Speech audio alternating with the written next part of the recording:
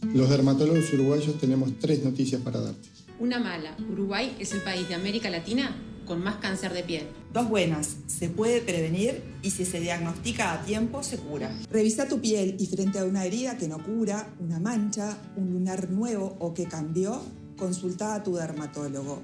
Ayúdanos a cuidarte. Ayúdanos a cuidarte. Ayúdanos a cuidarte. Ayúdanos a cuidarte.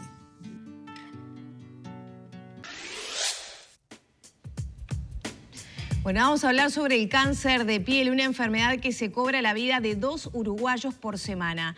Comenzó la semana de la prevención del cáncer de piel y esto es parte de la campaña, lo que veíamos, de prevención que ha lanzado la Sociedad de Dermatología del Uruguay. Hoy recibimos a su presidenta, la doctora Alejandra Peiré. Buenos días, doctora. Buenos días, Lorena y Verónica, muchas gracias por recibirnos una vez más. Bueno, ayer cuando se presentó la campaña, no le voy a negar que quedé sorprendida, ¿no?, de la incidencia y que Uruguay tiene el triste récord de tener las cifras más altas de la región en cuanto a incidencia de cáncer de piel y también a mortalidad.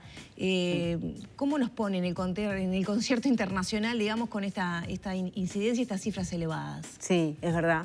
Ayer, como viste en el lanzamiento, Uruguay como dijimos, es campeón también de América y del mundo en cuanto al cáncer de piel. Está entre los países de mayor incidencia y mucho más que en la región, que en toda la región. Es el país que tiene más cáncer de piel de América Latina.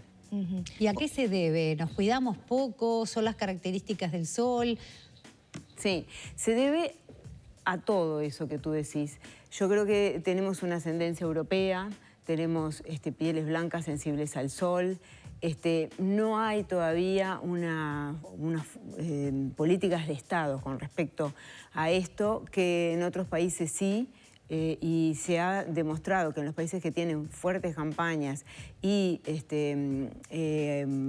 toman medidas para protegerse frente a la exposición solar, disminuye muchísimo la incidencia de cáncer de piel. Y en ese sentido, hoy es un día muy importante que esté aquí de mañana, porque más tarde van a ir al Parlamento justamente apuntando a esto que usted decía, ¿no? Trabajar en políticas nacionales. Se está impulsando un proyecto de ley para regular el uso de las camas solares. Es verdad. ¿Por dónde pasa? ¿Se prohibiría el uso para menores de 18 años? ¿Cuál es la idea de ese proyecto? Sí. La Sociedad de Dermatología todos los años sale con campañas para advertir a la población de los riesgos de exponerse sin protección. Este año nos vamos a centrar en 3 ejes fundamentales. Además de advertir a toda la población, también vamos a advertir sobre todo a los pacientes que tienen mayor riesgo, que después les voy a contar cuáles son, de padecer esta enfermedad. Vamos a apuntar a la implementación de semáforos solares, que también después les voy a contar. Y lo que tú decías, estamos presentando un proyecto de ley que regula el uso de las camas solares. Regula el uso, no las prohíbe. Simplemente nosotros no nos gusta el término prohibir, sino sí advertir, sí prohibir a los menores de 18 años, porque cuanto más temprano utilizás cama solar, aumentás muchísimo el riesgo de padecer cáncer de piel. Entonces, consiste en la prohibición a menores de 18 años. Los que tienen piel tipo 1, o sea, rubios, ojos claros, que nunca se broncean, que siempre quedan rojos frente al sol, frente a la exposición al sol.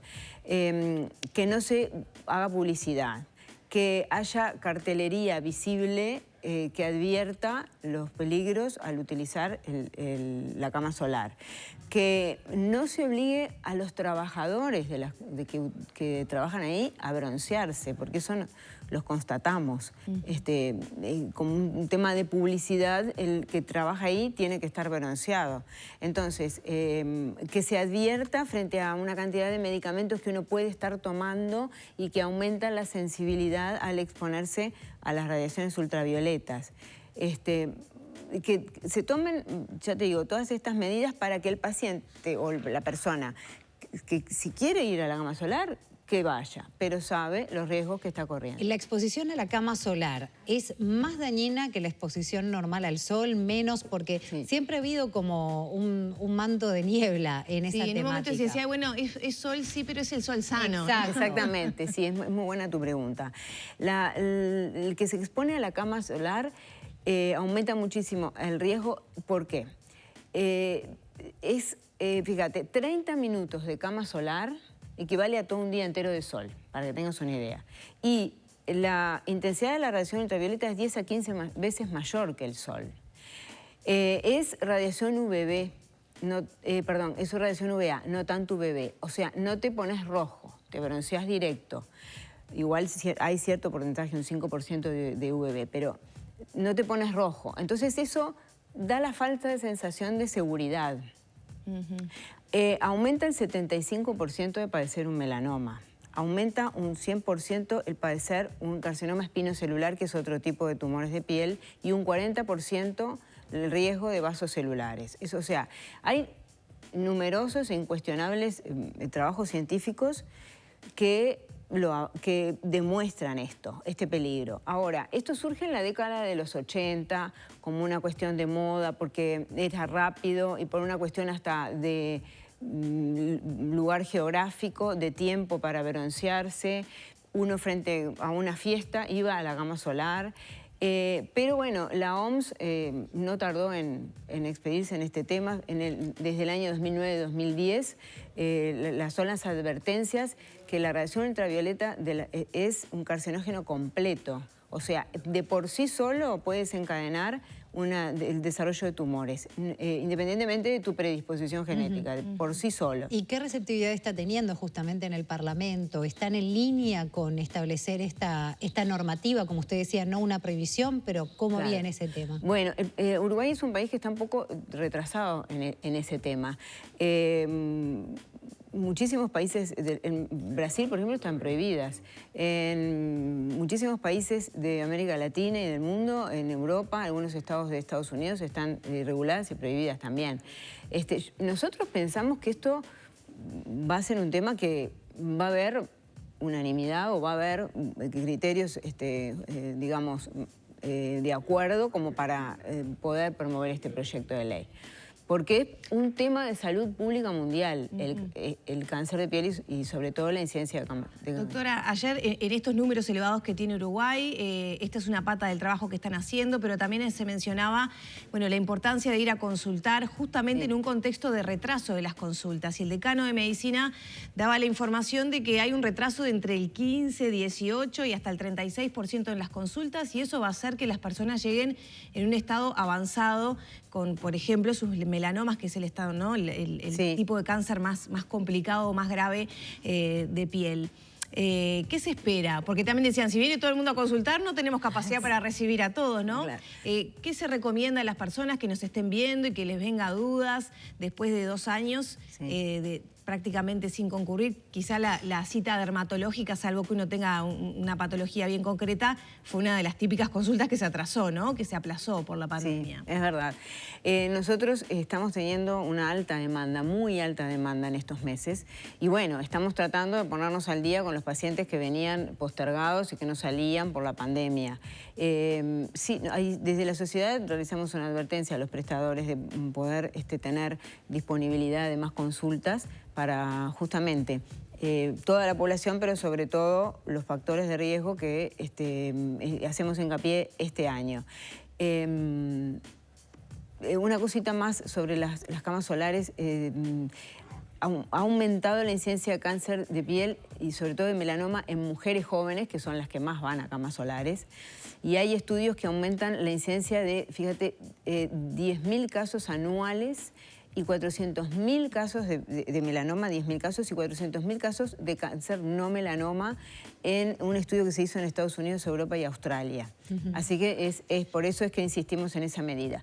Con respecto a la población de riesgo que decíamos, nosotros este año apuntamos a que consulten o que realicen su control periódico con dermatólogo los pacientes rubios, de ojos claros, con pecas, que nunca se broncean, que siempre se ponen rojos, los que tienen 50 lunares o lunares grandes o grandes de 50 lunares es algo estimativo, por supuesto, ¿no?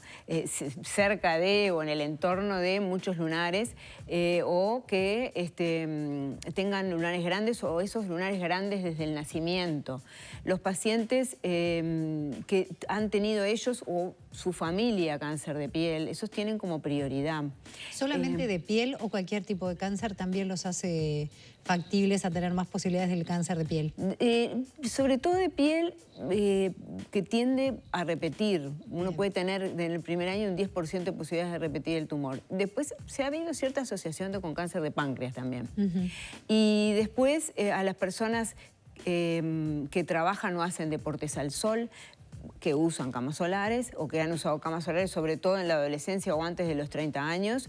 Y también los inmunodeprimidos, por ejemplo, los pacientes con VIH, los pacientes trasplantados o también los que tienen enfermedad de Parkinson, que es una asociación que se ha visto últimamente entre el padecer por un tema de genes de cáncer de piel y Parkinson. Doctora, por fuera de lo que serían los factores de riesgo, ¿qué debo prestar atención si no tengo ninguno de esos factores, pero hay algo que me está llamando la atención? Sí, a eso también apuntamos e insistimos. Frente a cualquier lesión nueva, lunar o mancha, que cambie, que crezca, que tú la veas distinta. Esta es distinta, no la tenía. El paciente sabe muy bien identificar y es más, nos viene muchísimo a la consulta por eso. Esto me cambió, siempre consultar. Más allá de, lo hacemos fácil, más allá de acordarse el diámetro, la simetría, bueno, no complicarse tanto. Frente a una lesión, esta es nueva, esta no la tenía, siempre consultar. Bien. Me gustaría también repasar las medidas que no es llover sobre mojado, de protección que cada uno puede hacer, sobre todo los niños.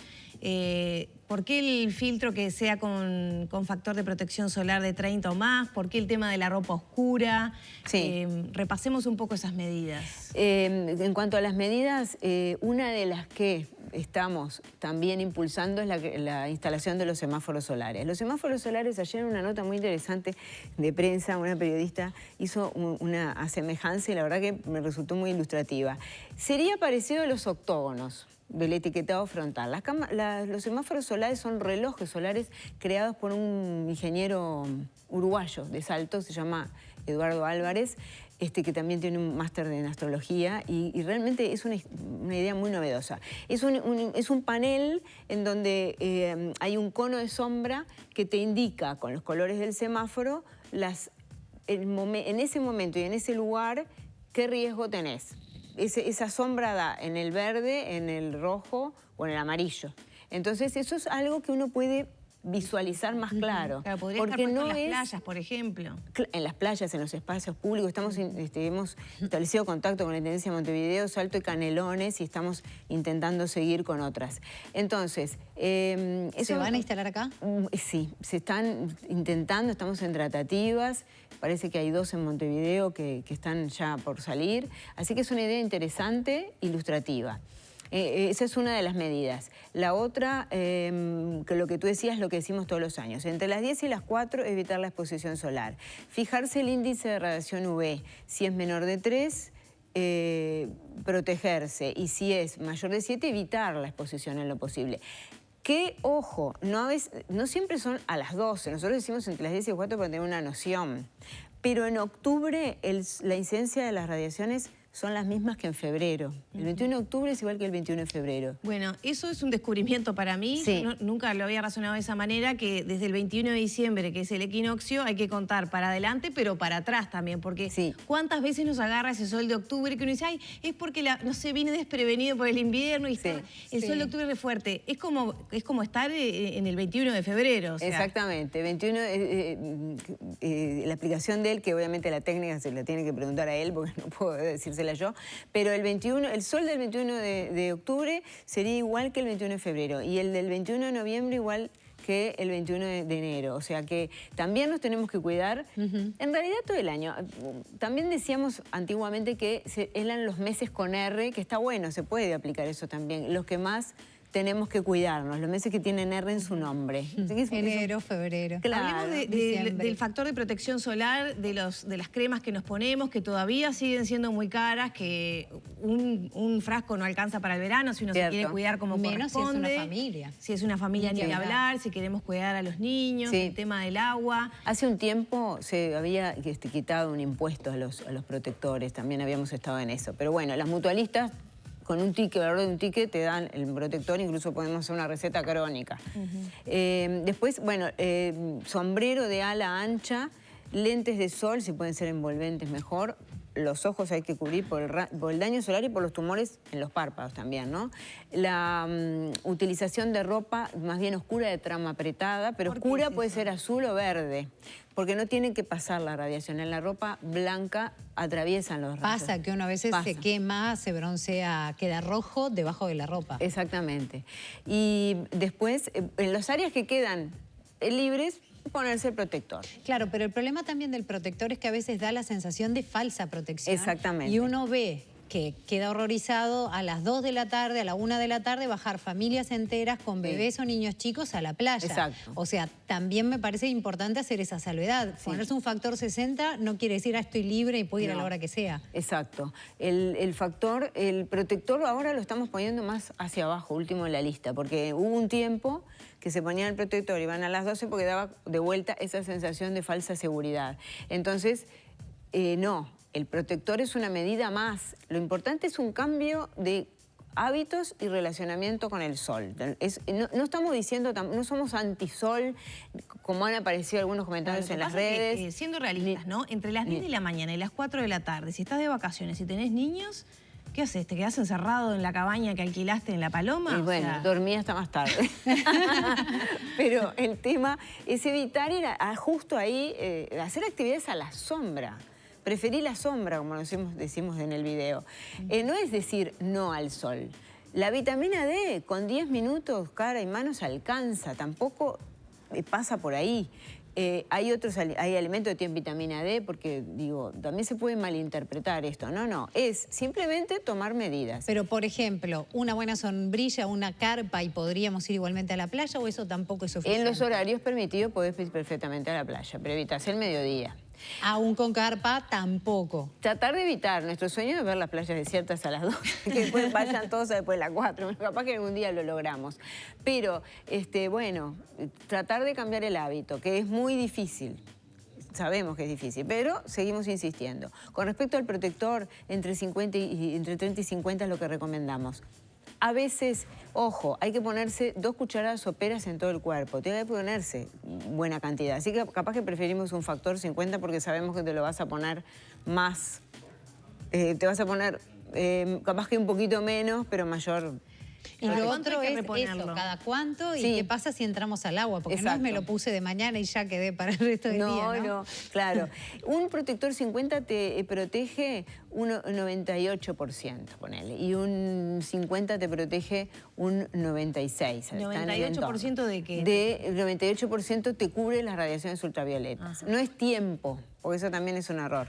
Entonces, son cada 2 horas, 3 horas si tú no estás en el agua. Ahora, si estás en el agua o haces deporte, todos duran máximo 60, 80 minutos. Tenés que salir y volver. ¿Que sean cremas gruesitas protegen más que las que son más fluidas? Eso varía en la cosmética. A veces un buen protector no tiene por qué ser espeso y blanco y molesto. No tiene que ser molesto para ponértelo porque si no, no te lo pones. Así que... Cuanto menos molesto, más caro. Sí, exactamente. Sin duda. Eso es cierto. Pero no son malos igual, ¿eh? Mirá que los que están en el sistema normal, incluso nacen, no son malos.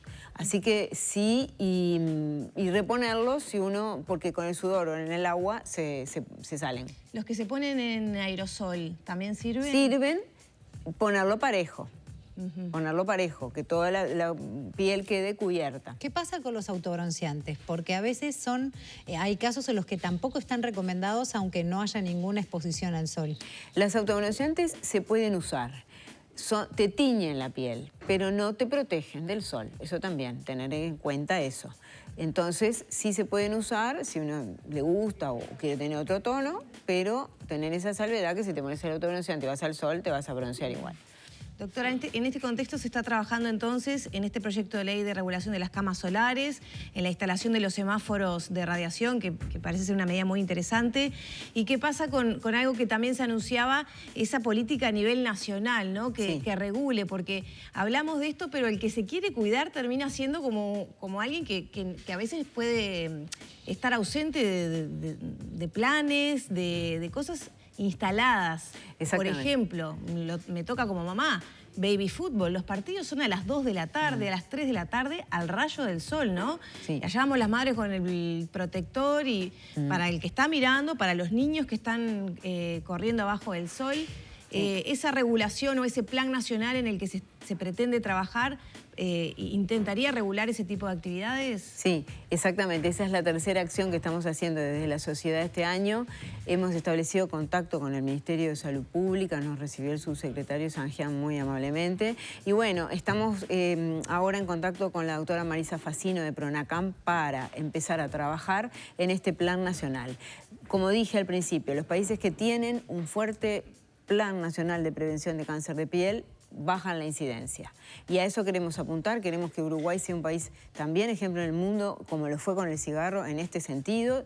Se puede, el cáncer de piel tomado a tiempo, se puede curar, esa es la buena noticia, ¿verdad? Y se puede prevenir, y se ve. Entonces, tenemos todas las condiciones. Con respecto al plan, decirte que justamente hace tiempo venimos diciendo, esto es una acción de todos los actores sociales y apunta a regular en las escuelas las salidas al sol, que el gorro sea parte del uniforme, que la maestra le pueda poner el protector solar. Hemos tenido que hacer certificados médicos habilitando a la maestra para ponerle el protector. Es algo demasiado estricto. Sí, el Ministerio de Salud Pública prohíbe, digamos... cualquier medicación, pero esto no es cualquier medicación. Claro. Después, con respecto a los partidos, es lo mismo. Hace tiempo venimos insistiendo, hasta, mirá, tuvimos contacto con la AUS, que ellos vinieron a hablar con nosotros cómo podían hacer, porque los jugadores se calcinan al sol. O sea, ese conjunto de medidas es la que tenemos que tomar,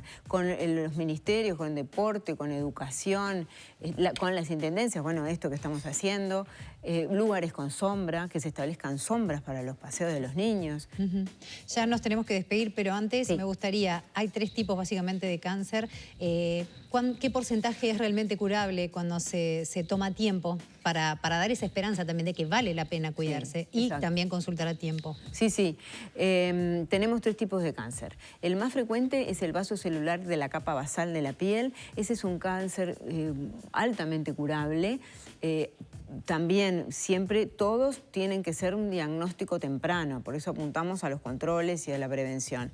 Después está el pino, en segunda frecuencia se llama espino celular de una capa media de la piel.